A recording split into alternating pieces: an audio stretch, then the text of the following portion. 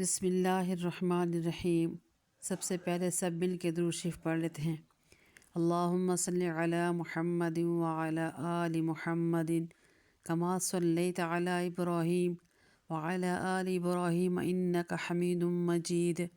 اللہم بارک علی محمد وعلی آل محمد کما بارکت علی ابراہیم وعلی آل ابراہیم انک حمید مجید۔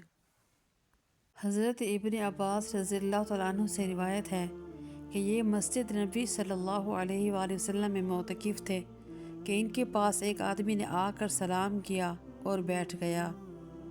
اس سے حضرت ابن عباس رضی اللہ تعالیٰ عنہ نے دریافت کیا، اے شخص تم مجھے رنجیدہ اور غمگین معلوم ہوتے ہو؟ اس نے کہا، جی ہاں اے اللہ کے رسول صلی اللہ علیہ وسلم کے چچا زاد بھائی، فلاں شخص کا میرے اوپر حق ہے، اور قسم ہے اس صاحب قبر کی عزت کی، میں اس کی ادائیگی پر قادر نہیں ہوں۔ حضرت ابن عباس رضی اللہ تعالیٰ عنہ نے فرمایا، تو کیا میں تیرے بارے میں ان سے گفتگو نہ کروں؟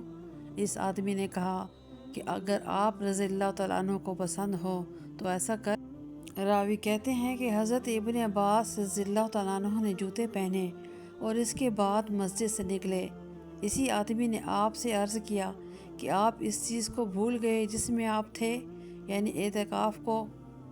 حضرت ابن عباس رضی اللہ تعالیٰ عنہ نے فرمایا، نہیں، لیکن میں نے اس صاحب قبر صلی اللہ علیہ وآلہ وسلم سے سنا ہے، اور ابھی آپ کا زمانہ قریب بھی ہے۔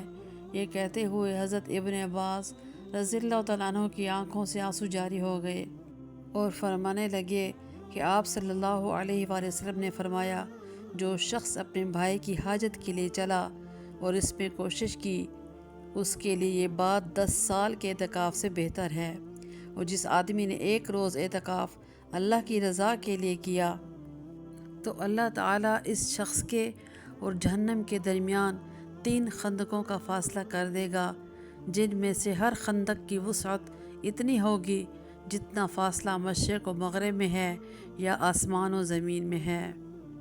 سبحان اللہ۔